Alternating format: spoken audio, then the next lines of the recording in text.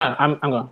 Hey, what's going on, everybody? This is the Black Manga Critic here with episode three of the all-women panel on manga.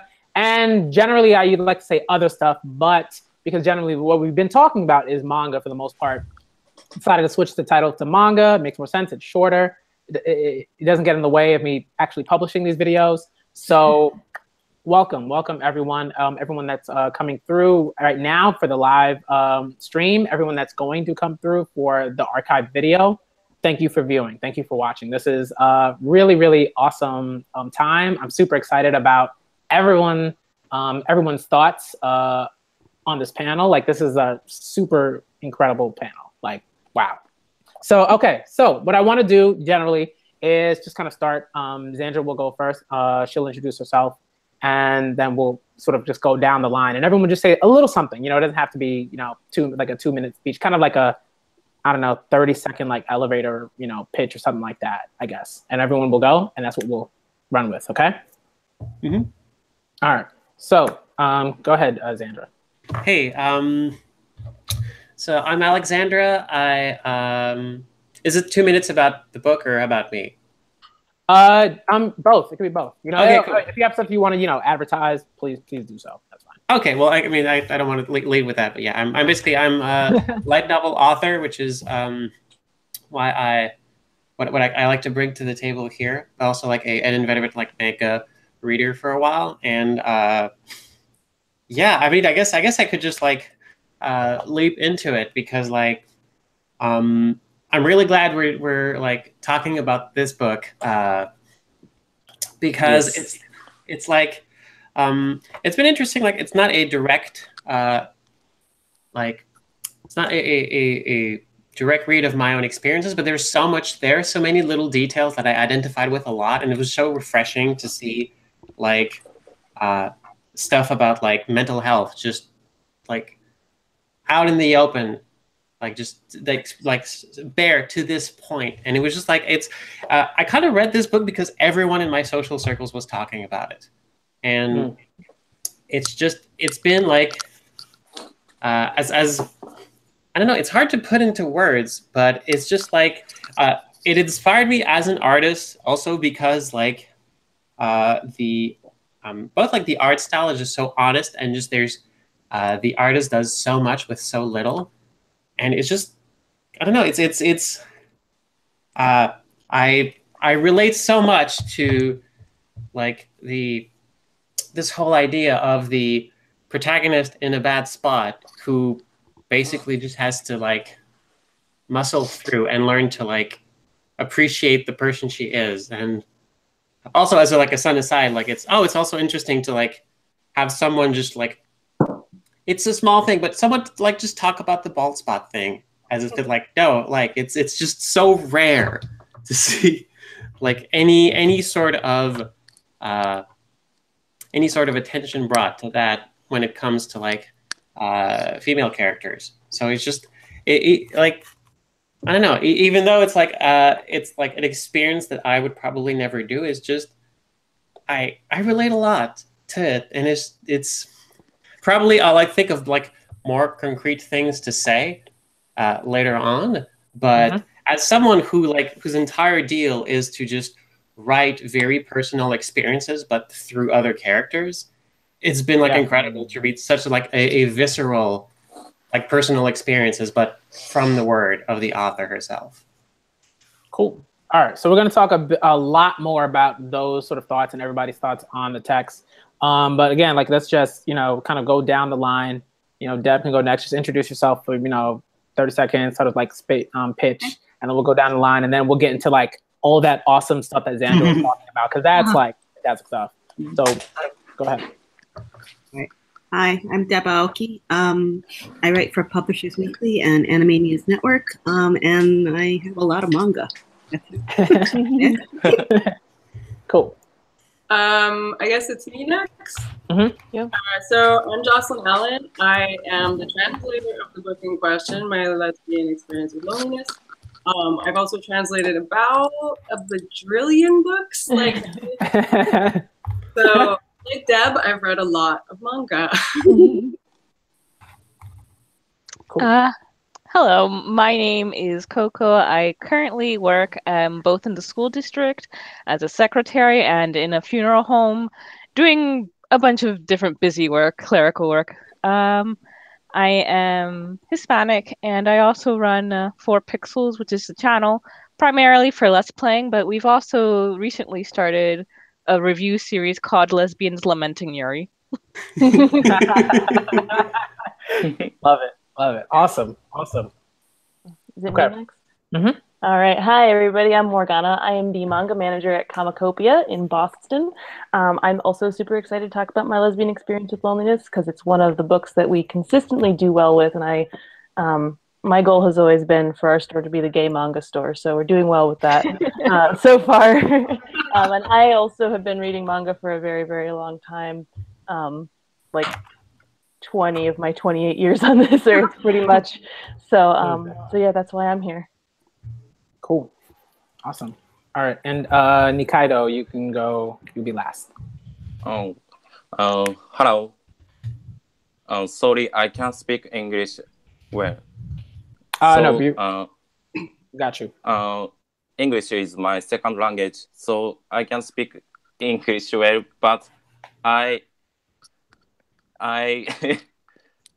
want to say my words to you. Mm-hmm. I'm Nikaido. I'm physically a male, mentally a Q. I noticed recently that I have not yet decided on my gender.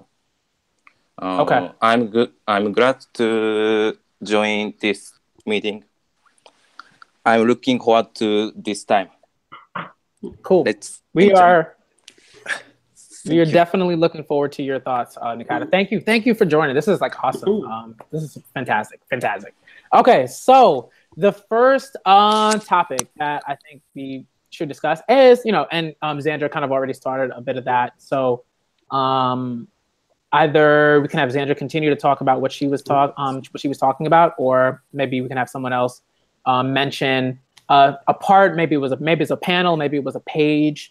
Maybe it's just sort of like chunk of the manga that was particularly pertinent, interesting, to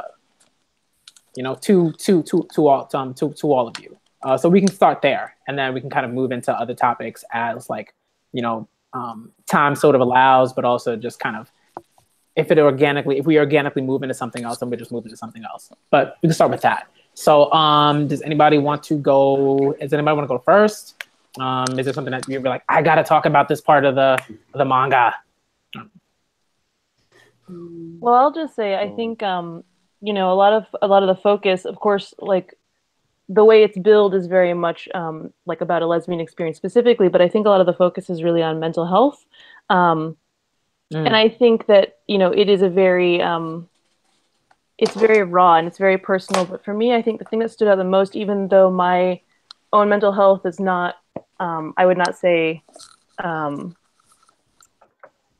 own mental illnesses are not to this degree. I would definitely say that there's a lot to be related in the fact that she feels so concerned with how her work is her identity, and I think that's something that her work is her identity, or how she presents herself is her identity, and I think that's very that's very real and personal, and I definitely felt that reflected my own experience too a lot. Cool. Does anybody want to add to that? Is there we can sort of does anybody want to add to that? I totally I think that's the appeal of the book, is how exactly what you're talking about, how the title kind of, I've heard a lot of why is it lesbian in the title? It's not about lesbians at all, and it's not really it's about mental health and her own personal struggle and figuring out who she is and how she's going to get through this world the way she is. And I think it's so intensely she's so honest. She doesn't hold anything back. She just puts it all out there for everyone to see. And that's when I was first reading the book to do the translation, I was just so impressed with how brave that is. Like, even if she didn't expect it to be this huge bestseller book, because obviously she didn't, but like she was putting it out there in the world. Like she was putting it up on Pixiv, and she was getting feedback directly at the time she was doing it, and she still kept being so honest. And I'm still amazed at how brave she is. Like, yeah, oh yeah, that's super unusual, because even like autobiographical manga, like remember A Drifting Life by Tatsumi Sensei? I mean, basically told an autobiographical story, but he kind of framed it with a pseudonym in there. Like he gave himself like an alter ego name. Whereas this one is like, is her name a pseudonym? Do you know, Jocelyn? Yeah, that is a pseudonym. It's not her real name. It's a pen name, and she's done because she talks about having made her debut in the manga before she actually does this. And she did that work under a different pen name. Oh, is that right? Yeah, so I don't know her actual name. I've never bothered to try and look it up, but I mean, there's a part, I can't remember, I think it's in the sequel, where her mom is like, this package came for you in your real name. Now everyone will know what a terrible person you are. Oh, Jesus. Whoa. In the next book, yeah. Oh my goodness. Oh boy. Wow. Things to look forward to in June. What's the title of the sequel, by the way, since we're talking about it? I think It's My Solo Exchange Diary. yeah. Oh. And then there's a sequel to that sequel, which is just My Solo Exchange Diary Part 2. Okay. What does she mean by solo exchange? You know, when you're in junior high, or like when you're a kid and you like have a friend and you write, like maybe a group of friends, and you write in a notebook to each other, and you share it. So you write something and then you give it to your friend, and she writes something and she gives it back, or it's just her doing that with herself. Wow. Wow. Oh wow. Okay. Yeah, it's kind of a cool concept, because like it is. I mean, her work is all about like digging into herself. So why not have an exchange diary with yourself? Yeah. That's that's kind of what journaling is, isn't it? Like, talking to yourself. I wish like it is like journaling, but she's approaching it as if she's talking to someone else. So it's like each entry is like I never did the exchange diary thing as a kid. I went to military school, and there's like big no on that fun. But what I understand from like pop culture is like you would write like your friend's name and then write a thing, and then your friend would write something and write your name or whoever it was addressed to, and she does that but to herself. So it's like, dear Nagata, Nagata Kabi. It's like how at work I'll write notes to myself. I'll be like, Morgana, don't forget you did this. You have to do this next. Love, Morgana. I love that. That's awesome. Did you do that as part of a therapy? Do this diary type of thing as a form of therapy, or did a therapist recommend you do this with a self-diary? I don't know. It's not, she doesn't specifically mention anything about therapy in the book. Maybe she does in the second one. Like I said, I haven't read that yet. But I mean, given the state of, like, mental health awareness in Japan, I'm going to say no. She probably didn't get it from a therapist or something. She's just like, her editor, she was trying to figure out what to write next, because obviously in Japan, if you have a successful manga, you have to write another manga right away. That's the reason. You know, you might as well jump on the money train kind of thing. So her editor was like, why don't you just write to yourself? And she's like, huh? So I think it just came from the editor rather than any other, but she could be like fudging things. I don't know. Like it seems so honest, but maybe it's not. She's probably keeping some things to herself. I hope for her own sanity she is, but. Interesting. Coco, is there anything you might want to add, or is there anything that you were thinking about in terms of the manga that you particularly want to speak to? There is something about this manga that in particular spoke to me, and that's on page 54 when she does start talking about her sexuality and how she believed that she would go her entire life without having any sort of sex. And it's kind of, it made me realize something that I hadn't realized before. I don't think there's anything wrong with sex. I've never sort of objectively seen it as something wrong, but I think maybe inherently I had always sort of felt that way because I was raised in a very, very rigid sort of conservative and Catholic upbringing. So seeing her just sort of talk about that so plainly, and then just how the entire business of the escort resolved was fascinating to me, because it's just interesting to see how she desires this sort of physical affection, but then kind of draws away from any sort of sexual content. And it just makes me think, so is this a matter of just how she feels as a person? Is this her possibly being asexual?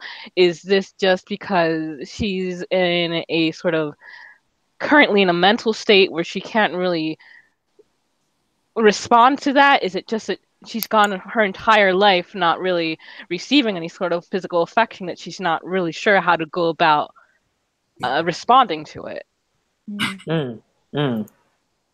Interesting. How do does anybody have anything to add to that? Because I think that's really interesting. That was a part, at least for me, that was particularly interesting. But I kind of want to make sure that like the focus is on all of you and your thoughts on the text and everything like that.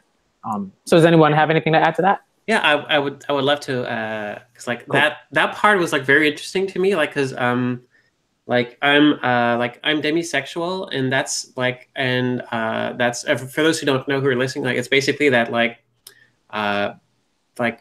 there can be no physical attraction unless there's an emotional bond. It's a prerequisite. And even then, it's not automatic. It just means that I can only ever be like a demisexual person can only ever be attracted to people they have like a strong bond with already. So like I lived pretty much my whole life without like physical attraction. And so it was like, yeah, no, like people were talking about like one night stands, and like I'm just like, why would anyone ever want that? Exactly what made me like, am I asexual? Yeah. So it's like I had a lot to relate about that. Like, yeah, the whole like weird awkward interaction with actually like physical intimacy and that sort of stuff. I'm like, yeah, like it's that spoke to me a lot. And like it's so important to get to like, you know, like both like to have access to like the resources, but also to just like, you know, learn more about yourself and how you relate to that sort of thing, and how like that like it's like I relive some of my own baby steps through like those chapters of like, oh yeah, no, like that was actually like very, very awkward, and like understanding like, oh, this is nothing like what everyone like portrays it to be in movies and everything. So like, is there something wrong with me, or like what's happening? And like that was like very like I had to stop at some point. It's like, gosh, like that was very intense. Yeah, I agree. I think I'm also demisexual, and so there's, you know, growing up, there's also a lot of like everybody's talking, oh, how hot this person is, and I'm like, I don't, sure, like they seem like a nice person, I don't know. So yeah, so definitely that. I also felt like in the case of this, it was definitely like that may have been part of it, but there was also a lot of like, I just don't know, like she talks about like, I don't really love myself, and I don't know that I don't know if there was part of it that was like, I don't deserve this intimacy, or like I don't know how to reciprocate this, because all I've ever, you know, the only people I've ever interacted with are these family members who are not treating me completely human all the time, like you know, and I think that her relationship with her parents was very challenging to read, and to know, you know, to know that she was suffering so much, and that nobody was like, you need help, you know, like, you know, somebody can help you.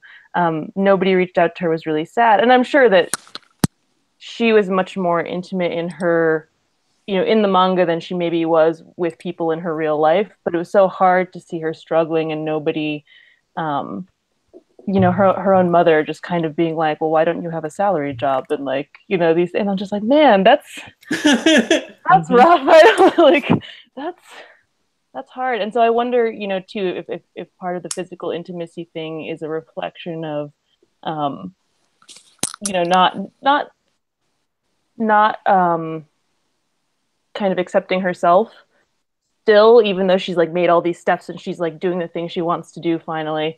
There's there's still a barrier between what she wants and what she thinks she deserves, which was very, very real. Yeah. Well, self-loathing is not something that you can get over very easily. Right, yeah. Nikaido-san, do you want to say anything? Oh.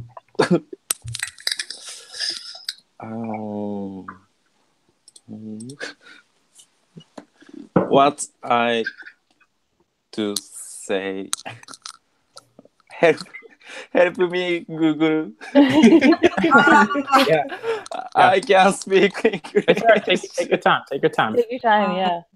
Oh, thanks. No problem. Oh, thanks. I just don't only now hearing. So I want to speak your English. Oh, are you able to understand what we're talking about? Are we talking too fast? Talking about why? Just a moment, please. Yeah, it's all right. No problem. Is there I guess what we're talking about is like certain points in the story that we thought were interesting, that we could relate to, I guess, in certain ways. Was there anything in particular that you thought was interesting or that you related to? I thought the way she illustrated her self-talk and how self-defeating it was. It's like she kind of goes in circles and like, just feels completely muddled by everything that's being, that's her inner voice and the outer voices and how she's filtering all that. It's her neuroses is just I think she did a really good job of showing what neuroses feels like. I think that's why so many people were able to take to this, because it's like we still have a huge issue with how the media portrays mental illness. So often it's villainized or seen as something that will just lead you to a terrible fate. And yet she just said everything plainly. And it gave so many people that feeling like, that's how I feel. It's not just me. Yeah. I think that's another part of there are little like web comics and things that talk about mental illness, and they're all very relatable and useful, and I think they help a lot of people. But this is so different in that it's so much laid bare. Like it's so like kind of graphic and not pretty and not fun to deal with. Like it's when you read it, you're just like, I can't believe I've been handed this. And I am glad to take it because I also feel compassion for this person. I feel that again, it's relatable on some level, but yeah, I think there's definitely a need for something that is just really unpretty, that really just kind of like doesn't villainize the person with the mental illness, and also doesn't couch it in language that makes it seem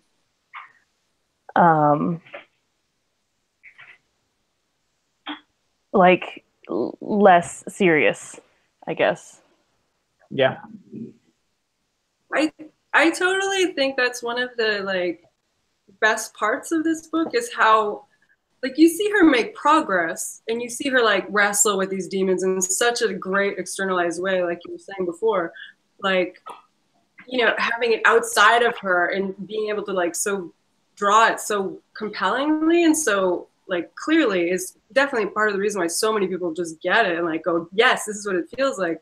But she doesn't like, I think this is part of the bravery or like the honesty that I keep going back to, is like she doesn't shy away from the fact that like her journey doesn't really end at the end. Like, it's not like, I'm all better now. Yay, mental illness defeated. Yeah. There's no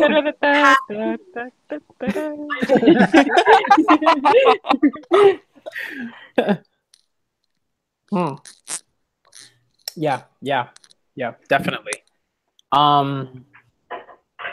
Do we want to stay on this topic? Like, are there, like, I guess that's something that I also kind of maybe wanted to do, was sort of go kind of like through down the line, and maybe if there was like a particular like panel that spoke to you where you're like, well, like this was you know, just like well done in terms of like relaying like a particular idea or thought or feeling or something like that. If there was one panel or a page or something like that, you know, if there like that you have and like on your mind, like, you know, that's something that we could do before we move on to the next topic. But if we don't want to do that, we can always just move on to the next topic.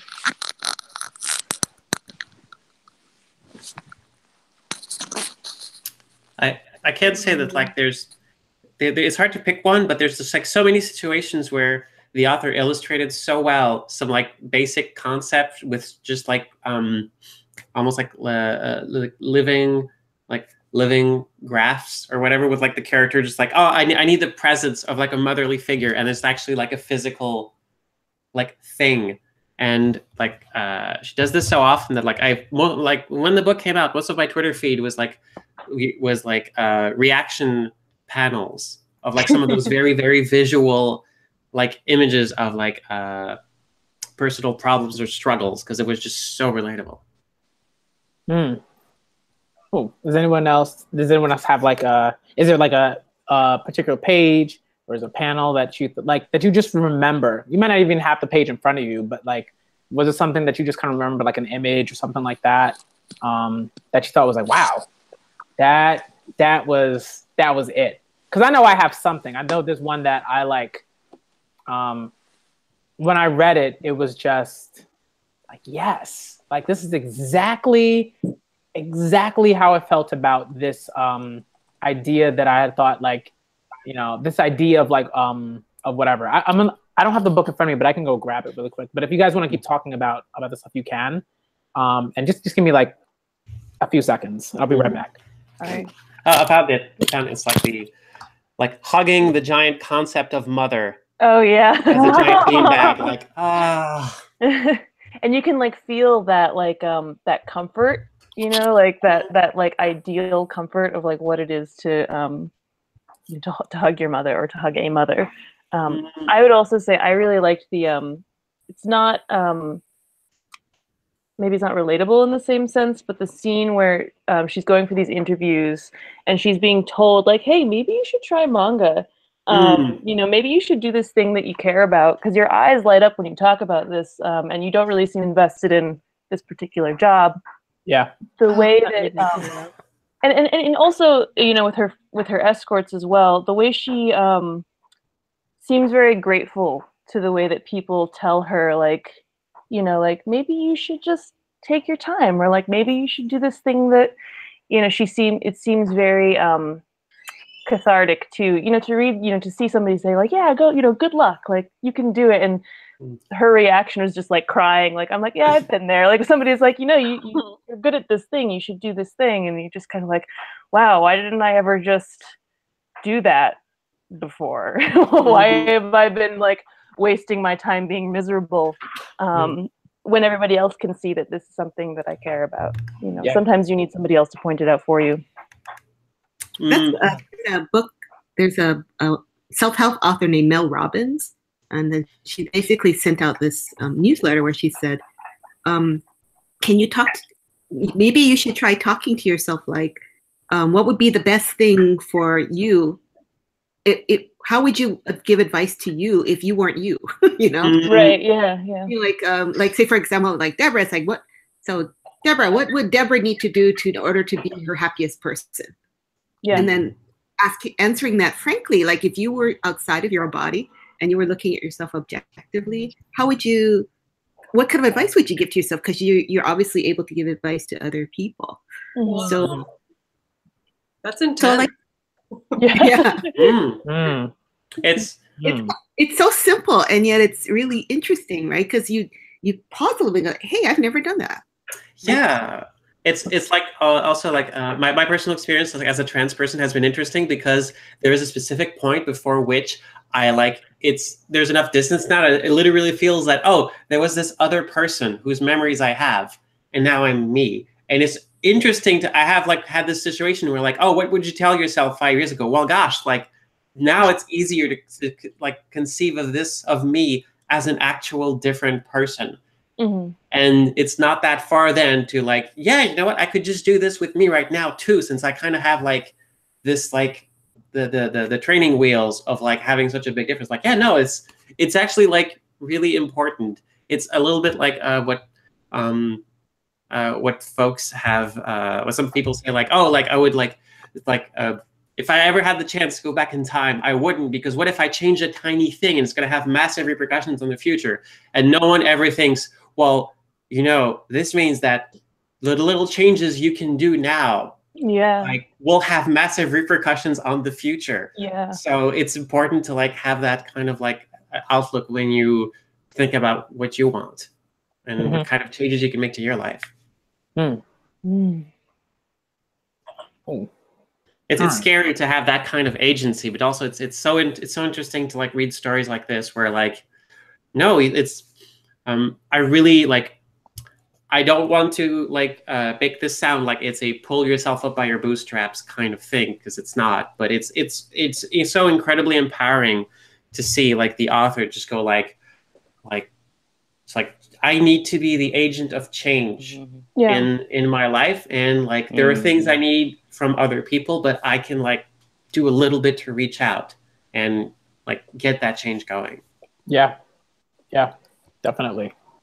I'm amazed that she put this out there online. You know that. Yeah.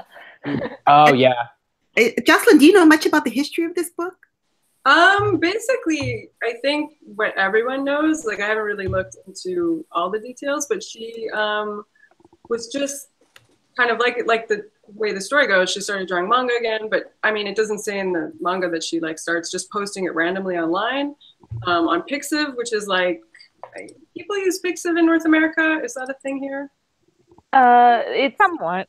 People know about it if they're interested in like fan art. I think there's a lot of that, you know, just look things up. But like just people posting on Tumblr or like DeviantArt, or it's a site like, anyways, everyone who's an artist in Japan, like an indie artist, they use it. Like everyone is on Pixiv. Gotcha.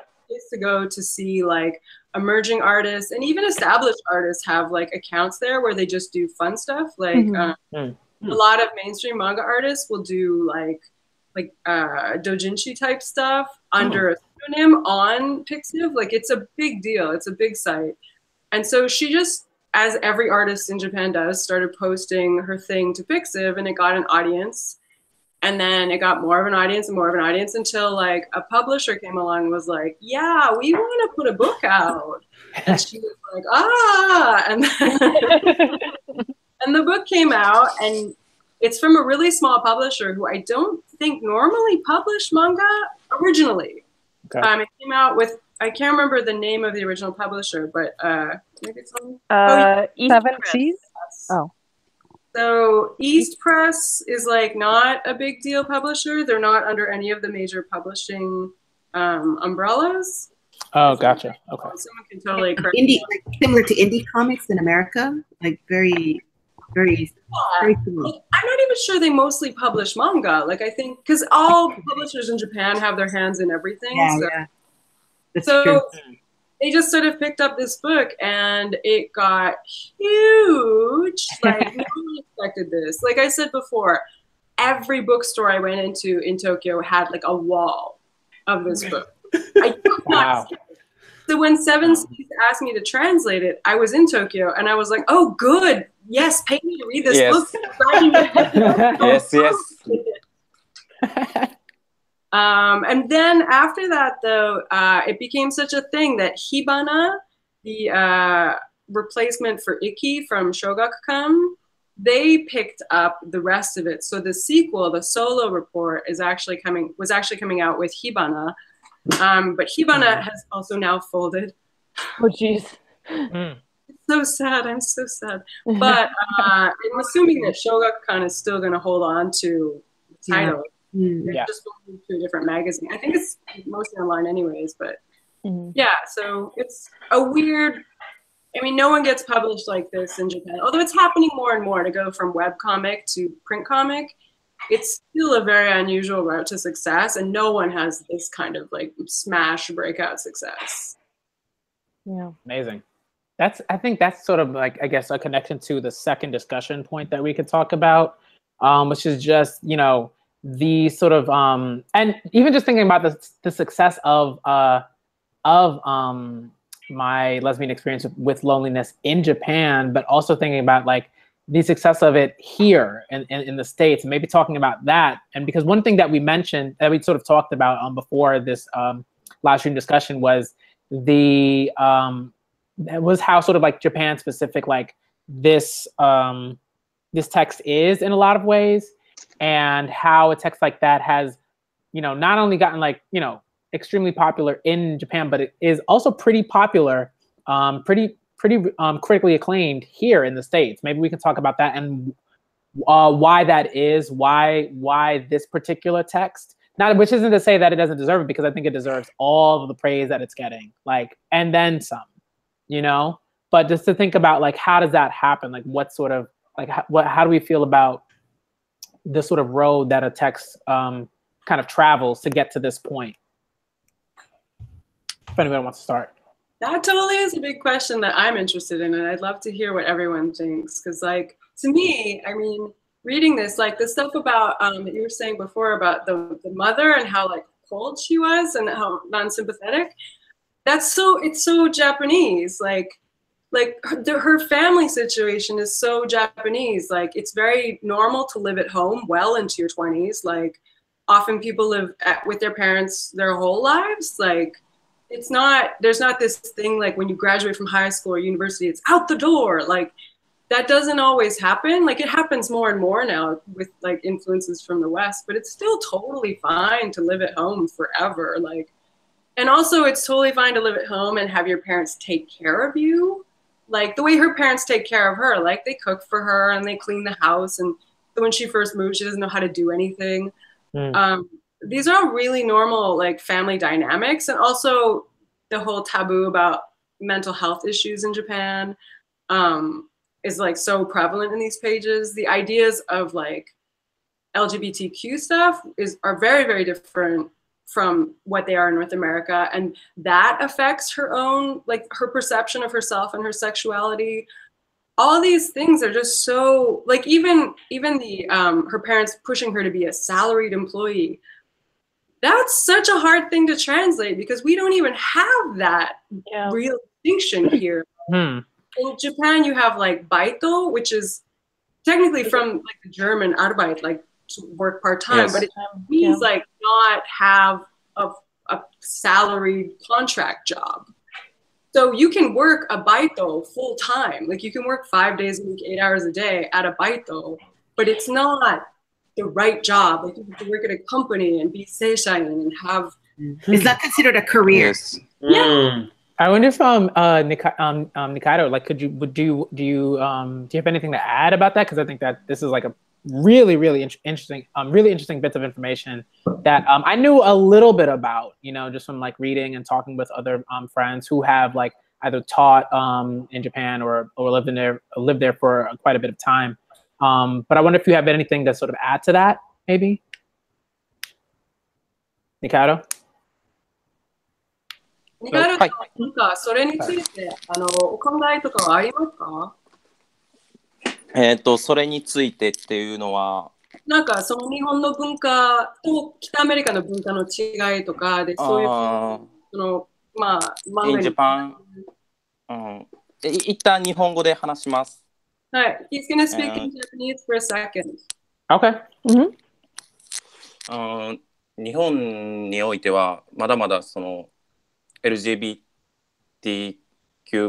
については寛容的ではありません。まだまだこれからの時代の発展において進むべき問題点、解決策を提示してやっていかないといけないと思っております。So like LGBTQ stuff in Japan is not, it's not a like active positive thing yet. Like it's still under development and there's still a lot of things to resolve going forward, and that's something that they're looking forward to. Okay, interesting. Cool. Thanks. No, that was awesome. That was awesome. And I think like that's something that, you know, a lot of and just like general manga fans kind of make assumptions about without actually speaking with, you know, the LGBT community, like with the LGBTQ community that lives in Japan and like has that experience and everything like that. And so I'm really, really happy that you're on this stream, Nikaido, like, because your voice is extremely important to like the work that we're all doing, this stream and you know, just informing people here in the States about stuff that I think a lot of times they don't know much about and kind of run off with assumptions about. So thank you for being here. Yes. Well, if manga is, you know, its own, a lot of how we perceive gay and lesbian, you know, like Yuri and boys love and stuff like that, I think gives this weird perception that Japan is this gender-free paradise. Yeah. Yeah. Yep. I just want to speak to something that Jocelyn was talking about earlier, which is the family dynamic being very Japanese, and I think that's true. But I also want to say I'm second generation Italian American, and while my family is very close and very affectionate, I would definitely say that there were aspects of Nagata Kabi's relationship with her family that I could definitely see in my own family, like this pressure, whether it's real or imagined, to be successful, which I don't know exists as much in other like Anglo-Saxon kind of families as much.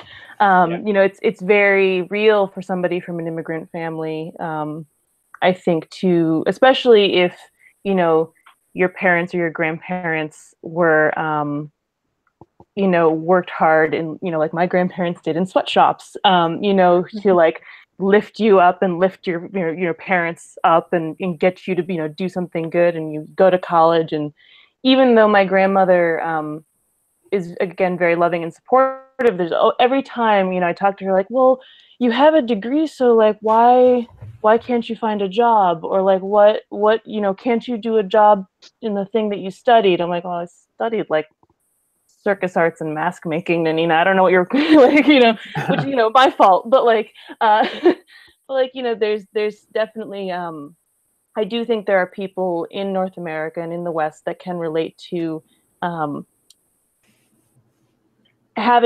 giving themselves pressure that they imagine their family is giving them, because that's definitely something I do even now, not so much about my job anymore, about success, but there are other concerns.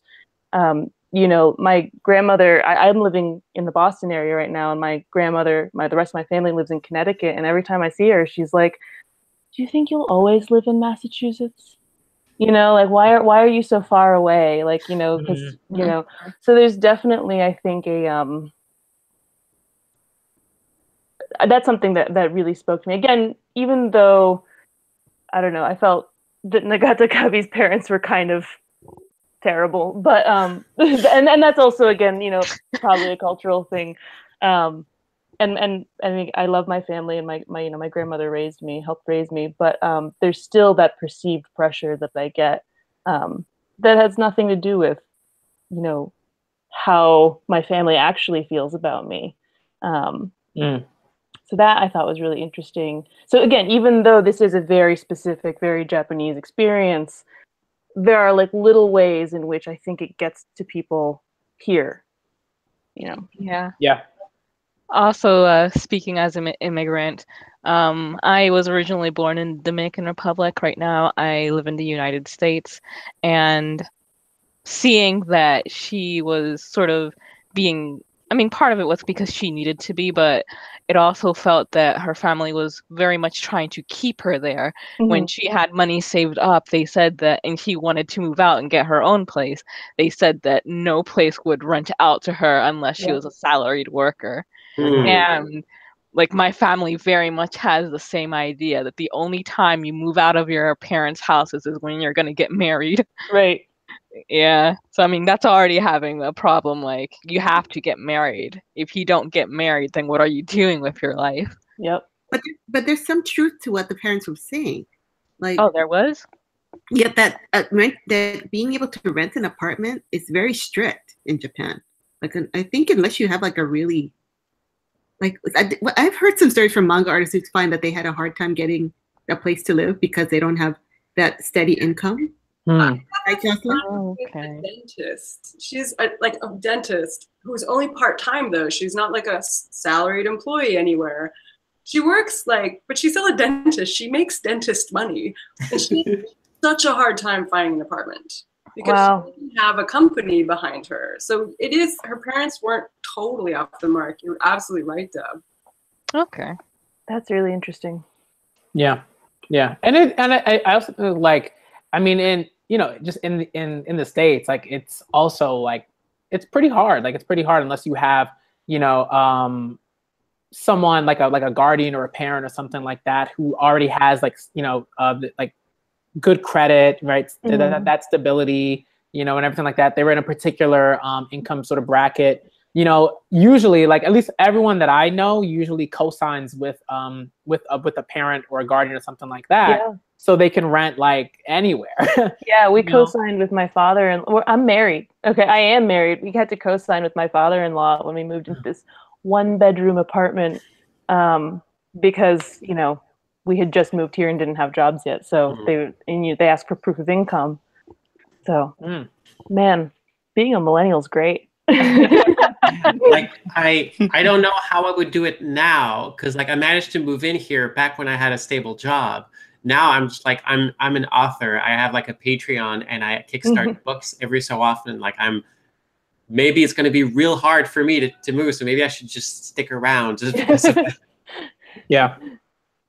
One thing I kind of want to, someone in the chat had a question. It says, Evil Guacamole Gaming. Hello, how are you? Thank you for joining the live chat. Thank you for being here and viewing. You are great. Says, isn't there a perception that being a girl and loving girls is a childish feeling that girls are expected to grow out of? I saw stuff about this in the Azu manga Dio translator info. Yeah, so is that something that we that we could tackle a little bit? That sort of like perception?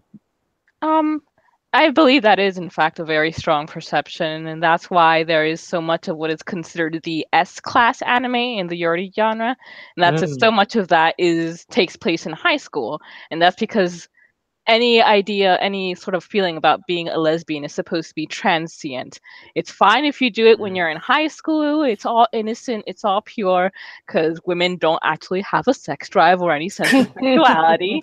But it takes place in high school because there's the expectation that once all of this ends, they will eventually get married to a man. Yeah.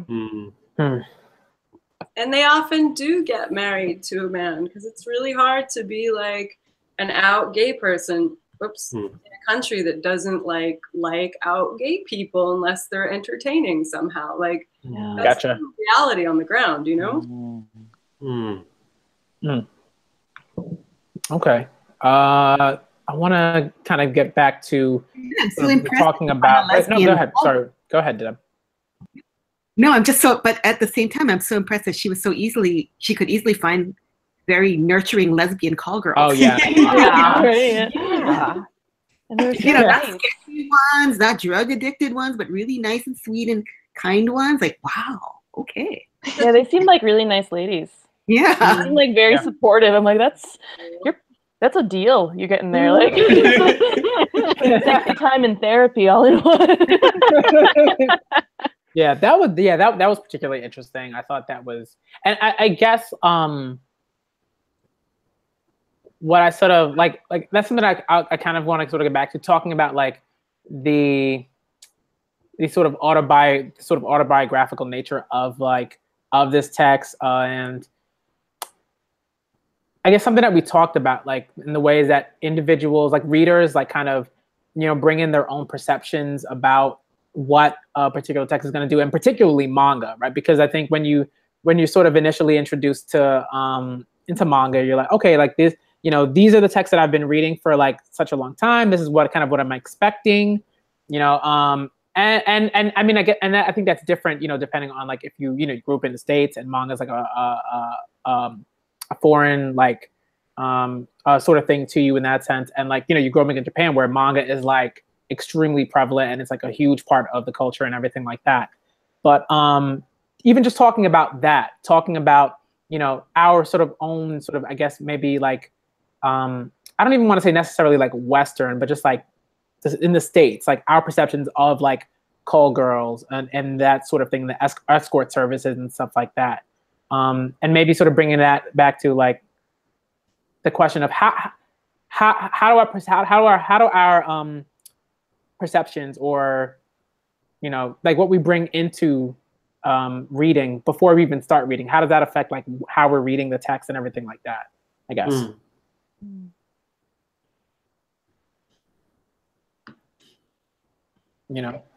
I almost can't imagine that this book could have been created or published in America.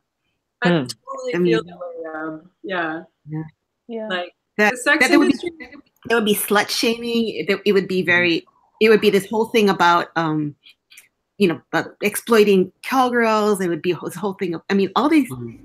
It'd be much more political, I guess. Whereas this just seemed much more personal. Yeah. That's the way to put it. I think it would inevitably be more political because like sex work is such a hot button issue in North America. Yeah. You're either pro or you can't just enjoy sex, like let sex workers live their lives. Like that's not on the table. We have to like take a stand. Whereas in Japan, there's kind of always been a sort of like, well, they're sex workers. Like they tried to get rid of them once, I think, like after the end of the war, like World War II, they're like, oh, we have to have American values now. No more prostitution. And that obviously went nowhere. Right. Like, working on this book, I was like, I need to see what, because, I'm translating it, so I have to be her voice in a way. So it's like, I've never used the lesbian escort agency. I don't know how it works. So I was like, I guess I'm going to find out. I'm like, Googling like, different like escort agencies that cater to women. And it was just like, wow. And they all look great. Like I chatted with some people. They're like super nice. It's like, oh, wow, this is great. What a pleasant sex worker experience I'm having.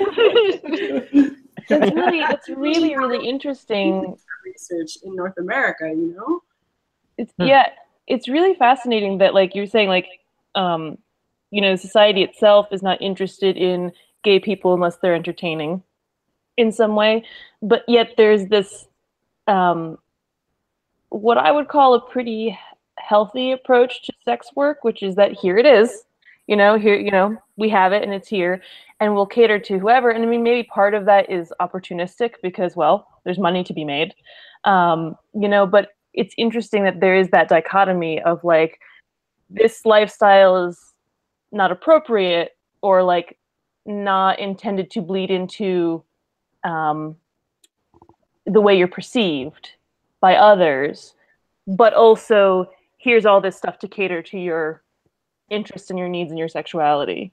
It's a really interesting, which isn't to say that we don't have similar dichotomies in the West, certainly. It's just really fascinating. Kind of strikes me as long as you don't make it obvious, keep it under wraps, then whatever.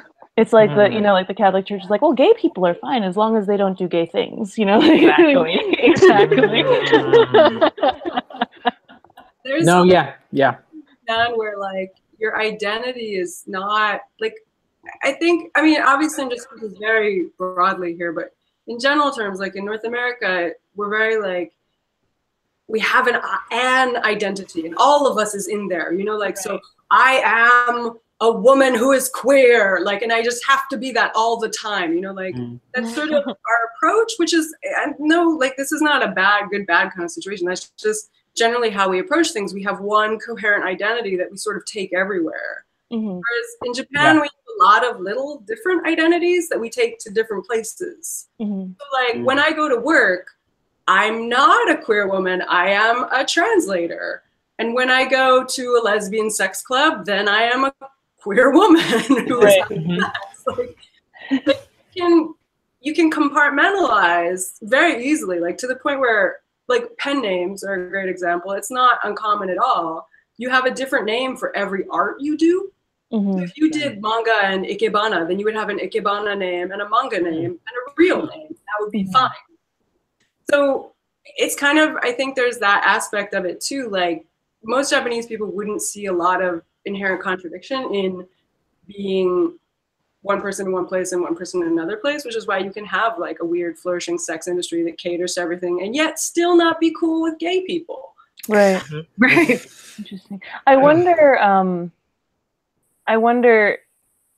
and maybe it's very, very different because just, you know, you grow in your own culture in a certain way, but I wonder if having to compartmentalize yourself in different situations affects people, you know, like, again, Nagata Kabi is talking about how she feels like her work defines her or this thing defines her. So is having to compartmentalize your identity, and I'm not trying, also it's not good or bad, but like, how does that affect a person's self-perception versus, you know, having the one, this is who I am and this is what I present myself as. I'm just curious. And I don't know that any of us have an answer. It's like deep psychology, you know, but that's really interesting. It's very interesting.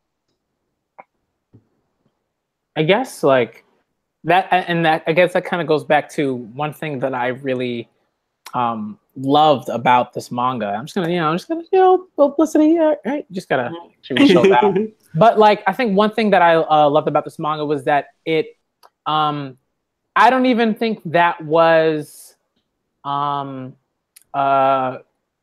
Kabi's intention to like, you know, subvert anything or do something in the way that maybe like, you know, other writers or even like academics or something like that try to do with their writing and with their work and stuff. She just, this is it. Yeah. You know, I'm putting it down, and it's not, and right, and it's not like, okay, yes, right, like Jocelyn said it earlier, like, yes, the title is My Lesbian Experience with Loneliness, but that, right, that experience, that you know, there's the idea, right, of what, you know, lesbian is supposed to be and what they're supposed to look like and everything like that, and then there's just these people, you know, then there's just these you know, people, these women who are just like, you know, living and moving throughout the world and doing all of these things. And I think that's what I love about it, because, right, again, like sort of the stuff that we've been talking about, you know, it's not, you know, you shouldn't feel like you have to be on all the time and expend energy for individuals who might not even accept you, right, for who you are. You know, it's like, why are we going to expend energy on that? You know, and it's just like, she's just going through these things and showing all these things, and these things are not, you know, it's like, yes, she is lesbian, you know, and then let's talk about these things that are particularly important to this person's, like, you know, well-being and everything like that. I think I just really loved how Nagata Kabi handled that, like, and without even, right, sort of like consciously doing that, I guess, in a way, right? Yeah, no, it's very honest. It doesn't seem like she's trying to accomplish anything other than just like, I can't be the only one to live with this. Please take it from me, you know, like, please have this. And, you know, it didn't even seem like she was like, well, maybe somebody else can relate to this. It really just felt like she's like, here I am. I don't know what to do anymore. And there it goes. Like, have it, take it. I can't be responsible for it anymore, you know? The other thing I was like going to say was, like, you know, like, there are books like Marbles by Ellen Forney, which talks about her relationship with her bipolar depression. And then there's Hyperbole and a Half, which is kind of about her being like manic depressive kind of thing. But these are both American books, but I feel like it's closer to Hyperbole and a Half than it is to Marbles, because Marbles I felt like had this strong sense of trying to. She talked about her journey with therapy and like explaining what manic depressive is, and so she goes through this whole thing where she explains what the psychological is like. So it's like an educational book almost. Like Gotcha. Obligation to be educational. Right. Whereas I don't feel like with my lesbian experience with loneliness did not feel like this obligation to explain like her psychological state. You know what I mean? Says that, like, I think you're totally right with the analogy to hyperbole and a half, actually, because like I feel like Ali Brosh was just like barfing onto the page, kind of. Thing. Yeah. Because you realize, like, you know, artistic weight. Like, she's not a hack. no, certainly. No, I know what you mean, though. It's just, she's just letting it all out there, right? Like, she's not trying to educate, or she just, like you said, she just needs to get it out of her, like, somewhere else. And Nagata Kabi is totally doing that. And I think it's in the next book, because I don't see it just with a quick glance through my lesbian experience with loneliness. In the next book, she talks a lot about how she can't write, like she just isn't interested in writing anything fictional. Like she talks about that in this one a little bit. Yeah, I think she gets into it a little more in the next book. And I think that's a lot of it is like she found a way to get all of this stuff out of herself, and also she found a way to like live a life in a way that feels true and authentic to her, and it just means that she can't lie about her life on the page. Which I think is cool. Like, it's a great way. It's clearly like bringing her a lot of success in the world, and like I hope that continues because she seems nice. Yeah. There, I guess we can stay on topic. We can stay on this topic, or maybe. I guess there's sort of one more question I wanted to add to this topic, because I feel like it's really important to sort of talk about the ways in which, like, because this to me is like, it's just so critically acclaimed. Like, it's like, I mean, you look at Amazon and people are like, not only do I adore this manga, but like I've already pre-ordered the sequel. I'm waiting for that, for the sequel for that. You know what I mean? And like, but when I talk to people, you know, just like in like my own kind of like sort of small like manga community, it's like never heard of it, or maybe they did hear about it at like the Anime Awards or something like that, you know, and it's like, wow, like I get it, but it's also like this is something that we, you know, work should be done. I feel like work is being done, but also we just need to maybe talk a bit about like why that's particularly happening. And we talked about it a bit before we started the stream, but maybe we could talk about that for a little bit, for a few minutes, and then we'll move on to the last sort of topic, which will be on, you know, translation, and if there are certain words or phrases or whatever within the text that we have questions about in terms of translating. But I really sort of want to have like a little sort of discussion about what's going on there. You know, how come this book, you know, is extremely popular in like, you know, particular circles, but like is like non-existent, you know, in others. So the title's very provocative, don't you think? The title's super provocative. Yeah. But I just want to say, as a bookseller, manga readers kind of sequester themselves into very specific niches, and they read what they like. I think is very, and I mean that's true of readers, and I mean everybody kind of picks what they like. But I do feel like with this, I have sold my lesbian experience with loneliness to a lot of people who are already buying BL and Yuri. Yeah. Who are themselves LGBTQ, etc. And to people who don't necessarily read other manga. I have put it on displays on purpose, knowing that this is something that would appeal to a wider audience, because again, the titles is super provocative. And I think they definitely push the lesbian thing and push the sex thing more than perhaps the text contains, because they want to get people to buy it a little bit. which is fine. I mean, whatever it takes. And I think that you know, the people who are looking for it have been seeking queer content in their books for a really long time already, and things that speak to their experience a lot. You know, and manga in North America has been great in a way for queer readers, in that there was any queer content at all. It was not great. You know, BL and Yuri are super exploitative, or can be super exploitative, or disappointing. But they were there when other comics were not doing that for people. And with the rise of My Lesbian Experience with Loneliness, it is my hope, and I kind of see it happening, that there's going to be more honest and earnest portrayals of queer experiences coming over, and I think that's something people are really, really hungry for. And I don't know that those are necessarily the people who are, you know, just reading One Piece, you know, which I know a lot of people who read both, you know, but I think also there's like there's a hole that is only now starting to be filled, and also being filled in Western comics too, a little bit, I would say. I would almost say it's a generational thing. Like when I was in college and in high school, no one really talked about what their sexual identity was, or what they were trying to figure out their sexual identity was, as a matter of course. Whereas now, like, you know, some of my my friends' kids actively talk about being, you know, gender non-specific and being, you know, lesbian curious and stuff like that. I mean, they're in high school. And they talk about that very frankly, and they put it on their Instagram or their Twitter bios as, you know, what their sexual identity is. And I feel like it's a very generational thing, where now it's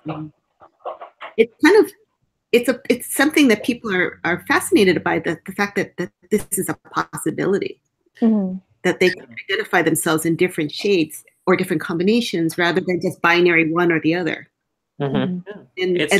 And the society is much more open to, I mean, at least North American society is much more open to that conversation. So this book being so upfront about what it's like behind the curtains, behind people's heads, what's going on in their heads, talking about it so frankly, but not in a preachy way, not in a, you know, stonewall, you know, it's very personal. And I think that's and it talks about the struggle, the personal internal struggle that you have versus, you know, you versus society, I guess. Yeah, it feels very different than most gay comics I've read from the 70s, like, you know, Stuck Rubber Baby, or like even Fun Home, you know. This type of queer comic is so different. And I think that people respond to that. Like, absolutely. Like, especially in like, for example, on my side, like I write light novels about like gender identity mostly, but also it's like it's very, very much about a sexual identity too. But like it's and interaction and so on. But like it's amazing how much like new ground has been like just the sheer difference between 15 years ago and today. Because like, and it's like, especially just when it comes to like for example, just trans things, like only recently has there like been more like just open discussions, because usually previously, like I know some folks like who like transitioned like a long time ago, and basically the entire system there, the entire infrastructure was, okay, here's how you do. You need to conform to these very specific like stereotypes, and your goal is to fade into the woodwork, and so that no one knows that this is who you are. And only recently has it been like, no, this is okay to talk about and own it. And it's part of like why I try to make things that like, just like, I try to make the books I would have liked to read like 15 years ago. And then this part of why this book like just spoke out to me, because yeah, it's super important to be so open about it and just like talk about these things so matter-of-factly. So it doesn't have to be something like you talk about in Hushed Tones, or like, gosh, like I think was recently there was like the 20-year anniversary of like in the US when Ellen came out on her show. Oh yeah. And like when like an actress, like a TV actress came out as a lesbian and it made the news everywhere. Right. And like that's I like that this is where we are now. Like there's still lots of like a lot to do still. But gosh, it's so refreshing. And like yeah, there's absolutely there's so much like there's such an audience for it. And it feels like which I really appreciate the fact that the title is My Lesbian Experience with Loneliness, because like, yeah, okay, that's a giant like, oh, hey, look, listen, this is for you. Yes, exactly. It's like it's not just about the lesbian thing too. It's also about the loneliness. Yes. Right. You know? I would argue that it is more about the loneliness, and it is more about the mental health, and that the sexual identity is part of that. And she even talks a little bit about gender identity and not liking being thought of as a woman, or she would rather be identified first by who she is and her accomplishments, and then as a woman. And that's something I also, I am definitely cisgender, but that's something that I can also identify with. I always get angry when people like, well, you're a woman, and this is, like, this is who you are, and this is the, the box you fit in. And I'm like, no, that's not who I am at all. But I would definitely say it's much more. And my coworker read this also, and she doesn't read a ton of manga, but this one, like, really, she looked at it, she was like, wow, this looks really interesting. And so she read it, and she was like, everybody needs to read this book. Like, I don't care who they are, everybody needs to read this book. Like, so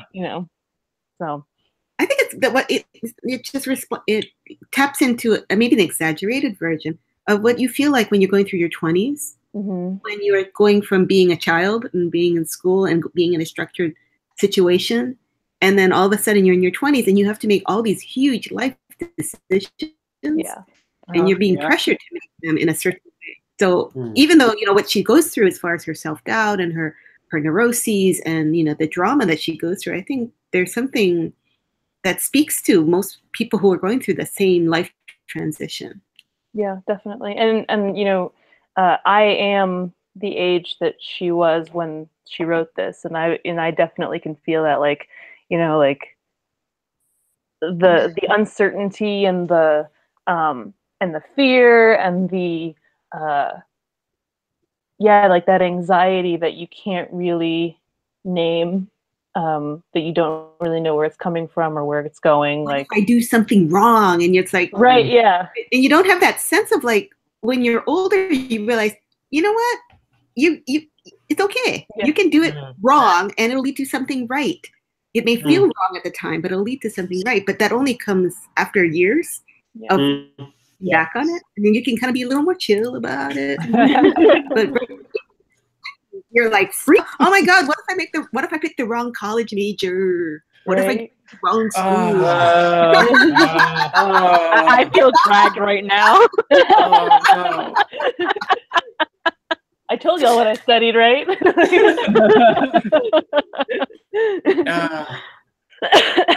I made a decision when it came to my education when I got to university.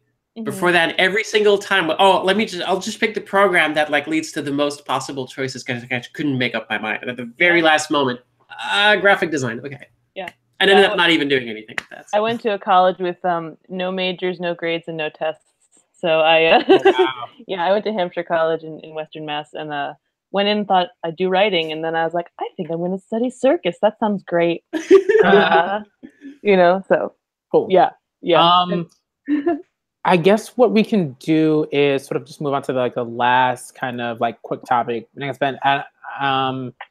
gonna spend too much time on it, I guess. Just want to make sure that, like, everyone, that we're on some sort of schedule. All right. The last topic was just like talking about translation and how we feel about particular things. There was, at least for me, there was one point in the book that I thought was really interesting, and it kind of just reminded me of, like, just kind of like my experiences with, like, just academia and everything like that, and how certain words are sort of like parsed to death almost. And, like, there's times where it's like, hey, this is great and we're making strides and we're moving forward. And then there's, okay, maybe we should, let this sit, maybe talk about something else with that rigor and that dedication and everything like that. But maybe we could talk about that, certain words, certain things that came, phrasings that we have questions about in terms of like the Japan, like from Japanese to English and that translation, what happens there. What sticks, what gets lost, are there things that are like sort of what we might call untranslatables, things like that. Maybe we could talk, just briefly. It doesn't have to be anything, whoa, but just briefly. I'm also curious, as the translator, are there like concepts that when you like read them, like even though all the words are in English, you were just like, huh, okay, whatever, and just kept reading. Like it was like a thing that didn't really make sense, but the English was there, so it was like, yeah, sure, and you just kind of let it slide. Because like when you're translating comics, you have limited space. So it's like you can't just put a big, this is what's happening here. Like, so I wonder sometimes like what gets lost on readers or what readers just kind of elide over. So yeah, you should talk about these things. I would say you talked about Baito earlier in the concept of what that means, but when I first read this, I was confused that she had a part-time job that was 6 days a week. But I realized, and then I just kind of wrote it off as like, oh, well, it's like less than a certain number of hours or whatever than that, but I was like, that's really interesting that you would work 6 days a week, but it's not, it's not full time.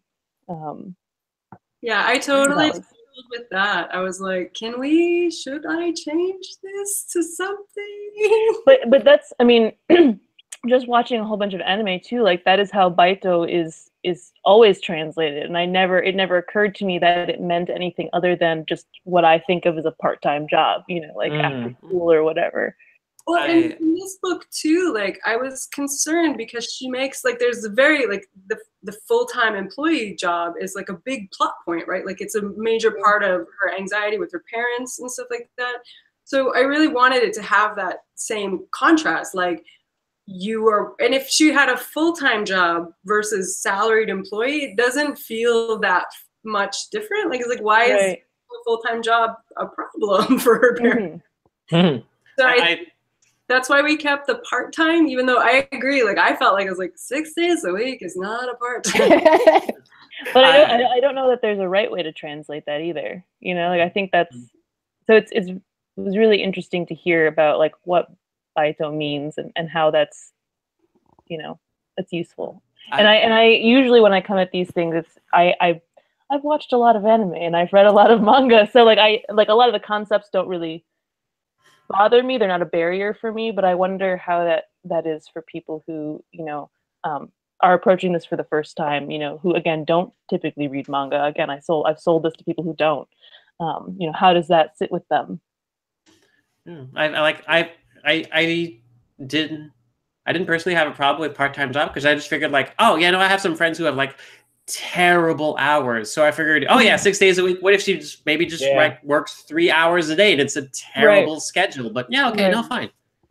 Or it's one of those places that like schedule like 34 hours a week just to be under the right. There was I thought, and it just like again, like it just kind of like brought me back to if any of us have read or heard of is it Luce Irigaray, I think, she's like a French feminist theorist, and she did like one of her like biggest sort of like works it's a writing is called I think it's like The Sex Which Is Not One. It's like really, really interesting. I think like everybody should read that. But there was a point in the manga on page 130 where she talks about how she just could not write out the word sex. So she wrote the sex. And that was like this phrase that became like, a thing within, I guess, that sort of like fandom and people that were like following her. I thought that was interesting because I guess like, again, like sort of like as like someone who's like, in not just in academia, but like has like, sort of done a bit of like work in that sense, and thinking about how people, again, like you will just parse, you just, just dissect these like, sort of terms and phrases to death. And I'm like, how does that work? Like, what's that, in Japanese, how does that sort of phrase like work? Do we feel like it works a bit differently than how we're sort of reading it as like people who live like, like in a sort of English sense? Like, That is such, I'm so glad you asked about that because that drove me insane. I was struggling with that for so long. Like, it was one of the things that I just kept rewriting, like being like, oh, what? Because in Japanese it's oseksu, which is like, o is like an honorific that you attach to the beginning of a word, right? So like, you know, like ohashi, like chopsticks. You would never just say hashi. You always say ohashi or oto. Kind of like saying sex with a capital S. Maybe that would. Yeah, but that doesn't come across in a comic. Right. Yeah, I know. Right. I mean, it turned out that they did do lowercase, uppercase for this, but I didn't know that at the time. And most of the time, it's like half and half. It's like all uppercase. So if I did uppercase S, then maybe that's not going to come across. And it's important. Like, it's an important moment in the book. Like, she's so, like, her mental situation with regard to sex is so tenuous that she can't even write the word like a normal person, you know, like, so she has to give it this weird, like, and by putting the O at the beginning, it distances her from it. Like, when something is respected or revered, it's further away from you, right? Like, it's not an intimate part of you. So by calling it O sex, it's like, O sexu, I'm here, O sexu, like. So I wanted, like, in translating, it's like, well, how do you get that sense of distance in English, like something apart from you? And the definite article is a thing that separates us. Yeah. Like, it pulls us away from objects, like the car. It's not my car, it's the car. Like, it's away from me somehow. So, and then just put it all together like one word. Like, I don't know. It just, that's what I ended up working with. I hope it works as a concept. No, yeah, definitely. So. It was very funny. Very like. Because like just the act of writing a character, like a kanji character, has meaning, right? Like sometimes people like in Haikyuu, they'll write the word victory or something on their hand. Oh yeah. Right? And there's not really an equivalent in American, you know. And there's also the whole thing where, like, with the kanji, it's read in one way, right? Like, the normal way would be like, I don't know, like inu, like, so dog, and it's like this. But you could put furigana next to it, and you could put dog, like, so the visual is dog, but then next to it, the text would say, like, the dog's name, like Rex.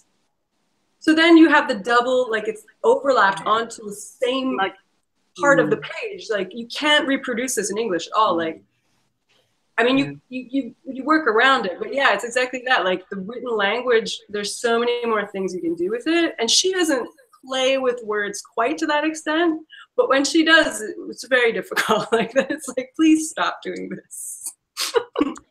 Well, the other challenge with translating manga, right, is the indefinite gender pronouns, right? Yes, that is a challenge. Thank you for bringing that up, Jeff. And in Japanese, you don't need to use a subject. Like, you can just say, go to the store. And it's clear, like, I go to the store, because why would I talk about someone else going to the store? That's just weird. Like, so, and in a similar way, you don't always, and I love this about Japanese, you don't, in English, we insist on gender. Like, it's like, no, everything must be gender. Like, we can't have a conversation where we're not telling each other about our junk. Like, or like, you know, or how we perceive. Like, we're always talking like he, she, or they, which is great. I'm glad we're doing that more now. I think we should all just call everyone they and stop ourselves from thinking so much about gender. Like, we insist on it so much, but in Japanese, you don't. Like, you only specify the gender if it's relevant. So, like, you can just be like, oh, my friend and I went to the store, my friend and I, and like, in English, it gets repetitive. Like, I can't say my friend and I all the time, so I have to use a pronoun. But in Japanese, I just say, oh, my friend and I were doing this, and then forever after, I just use the verbs to indicate, because we all know it's my friend and I. Like, I introduced that. So I don't have to say she or he unless, like, it's important. Like, oh, she doesn't usually wear makeup, even though women wear makeup. So, haha, she wore makeup this day. Like, then the she becomes relevant, and you emphasize that maybe. Gotcha. A lot of times there, and in this book too, there's just like who are you? What is your gender? I guess I'll avoid talking about it as much as possible. That's fascinating because like I've given workshops in the game design community as like how to write gender neutral when you're writing in French, because French is even more gendered than English, because everything, even objects, have to have a gender. Yeah. And so I'm super interested in like that part of like translating Japanese now. I kind of want to like want to dig into that because that's fascinating as like someone whose challenge is, okay, can I write gender neutral? Can I avoid using pronouns like as much as possible? Like I want to read more about this translating challenge because that sounds so interesting. I've heard from other translators, like for example, there'd be a story like I think it was Clamp's Gate 7 or something. Gate. Oh yeah. Like where the pronoun the gender of the main character was kind of ambiguous for a while. Oh, wish. Wish. And then they just translated the character as a woman because because there was a guy that anyway. Yeah. And then the translation is stuck because maybe the subsequent volumes where they reveal the gender is not there. So you have to make an educated guess. And how do you do gender neutral when there hardly is? So it's tough. I have a question about translating the title. I think in our chat earlier in the week, or earlier today, maybe Nikaido-san said that the title in Japanese is something like "Unstoppable Loneliness." It doesn't actually mention lesbian at all, and I'm curious as to if that's the case, and also why that choice was, I mean, I can assume why that choice was made, but like what was the the thought process behind making that sexuality part of the title?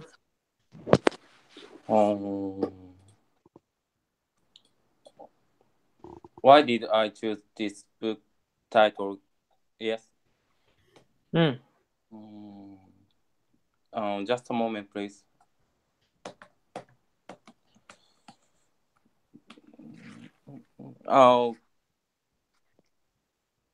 Please talk about. Okay. Jocelyn, did you come up with the title, or did they come up with it? No, almost never. I suggest titles sometimes, but usually when a publisher comes to me, they already have decided on a title. Through some arcane magic, like I don't, and I'm glad because I hate titling things. When I do title things, it's like I want there to be like a consensus by committee. Like, what do you guys think of this title? Is it a good title? Do you think it's going to be a good title? Because titles are marketing. Like that's not part of the writing process. I mean, for me anyways, it's not part of the writing process. Like, gotcha. That's what people at the publisher do to make sure the book sells so we can keep making more books like this. And Nikaido-san is totally right. Like, the title in Japanese is Sabishisugite rezu fuzoku ni ikimashita reppo. And like, basically like literal broken down translation is, I'm too lonely. Like, this is really, really, really, really lonely. Yes. わかる？わかります。少しタイトル名としては長くて、そうだよね。伝わりにくい。そうね、なんかいろんなパーツがあるからちょっとどうやって伝えるべきかって。We were just saying it's kind of hard to like break it down because the title's really long in Japanese, and it's like one of those terrible Japanese constructions where it builds like a huge verbal phrase as an adjective. So like it's a report on how I was so lonely and I went to a lesbian fuzoku, which is like a sex club. It's not quite the escort agency of the title. Like, it is and it isn't. Fuzoku is a very unique thing. Like, it's a Japanese thing that it roughly corresponds to like escort agency or brothel, but there's a bit of a different thing to it. So there is lesbian in the title. Like, it is like I went to a lesbian escort agency, and it's my report on that. But it's a little less sensationalistic title. Yeah. Like in English, it's more like it's more direct, and so the directness is like obviously the lesbian has and focus on it, because in English, we like the important thing comes at the beginning of the sentence, right? So it's like my lesbian experience with, oh yeah, loneliness too, yeah, sure. Whereas it's more neutral. It's just like I wrote this part than my loneliness experience as a lesbian. Oh. That sounds terrible. I don't like that title. Cool. I guess that is as good. I guess it was good a place as any to end the live stream. This was phenomenal. Man, I just like so many great ideas, so many great, not even ideas, but just like thoughts, opinions on particular things. A lot of like enlightening statements that I'm gonna keep with me, and I'm gonna think about probably throughout the week, maybe until the next talk.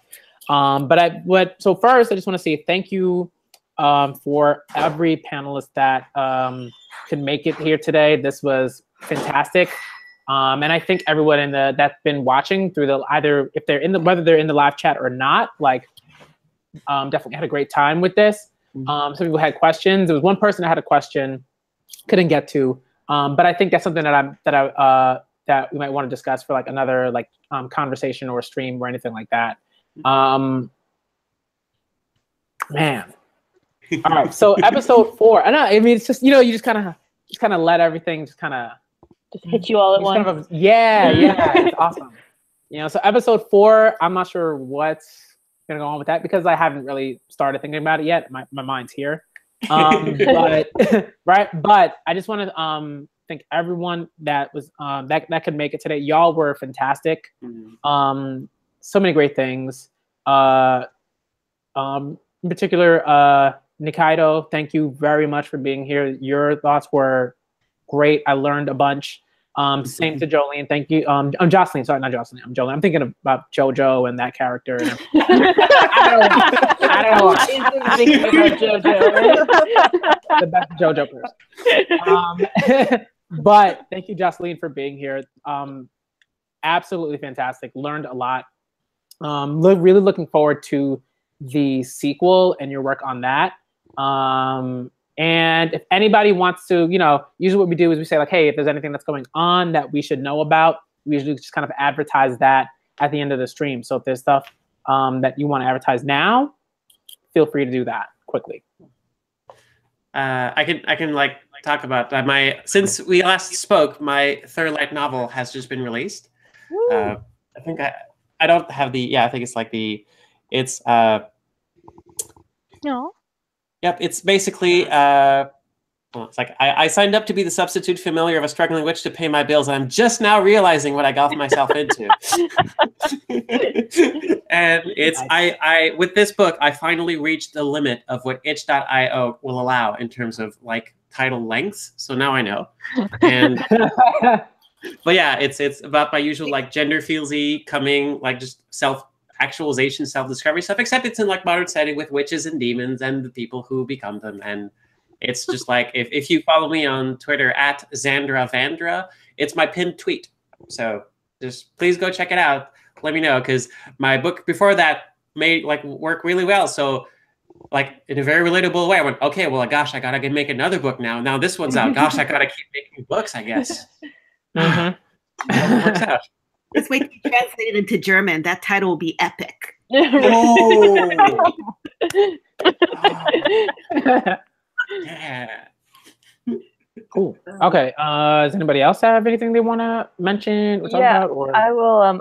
I just put this out on Twitter and Facebook and Instagram earlier today. But I have a new website. It's www.mangamaven.com. My hope is that in the coming months, I will be putting some manga reviews on there. So far, I just have a little introduction and a little bit of a Anime Boston reflection on there. But yeah, that's something I'm hoping to do more of, get more of my writing out there. So check it out. Otherwise, I'm on Twitter at Morgana Relina. Awesome. I briefly mentioned this at the beginning of the stream, but my host and I over at 4 Pixels on YouTube, we're working on a series called Lesbians Lamenting Yori, in which we will be examining many different mangas and animes in the Yori genre. Right now, we only have the first episode up, which introduces the idea and what we're going to do. Right now, we're working on the second episode, which will be discussing LGBT rights, specifically of lesbians in Japan. So if you have any thoughts on that you would like to share, we're specifically looking for any lesbians currently living in Japan, both natives and gaijin. We would really appreciate hearing your thoughts. Very nice. Very cool. All right. And if that's it, we'll end the stream there. Once again, thank you very much for everybody that could participate. Episode 4 will be sometime next month in May. So look out for that. When everything's sort of put together generally, and I have a good idea, we all have a good idea of like what it might be about, I will tweet about it. I'll probably make like a mini advertising video about it, whatever. But look out for that. Episode 4 is going to be out sometime in May on a Sunday, because Sundays generally tend to be a good day for people to get to be involved, to be able to make it, because we're all busy, we all got lives, we all have things that we have to do, things that we want to do, and we're about 4 different time zones. Yes. So there was some work put in here in terms of for everybody involved, making sure that we could free up our schedules to make sure that this could happen, and I'm so thankful for that. Again, fantastic. I'm gonna end the stream here. I am the Black Manga Critic, y'all, and I'm out.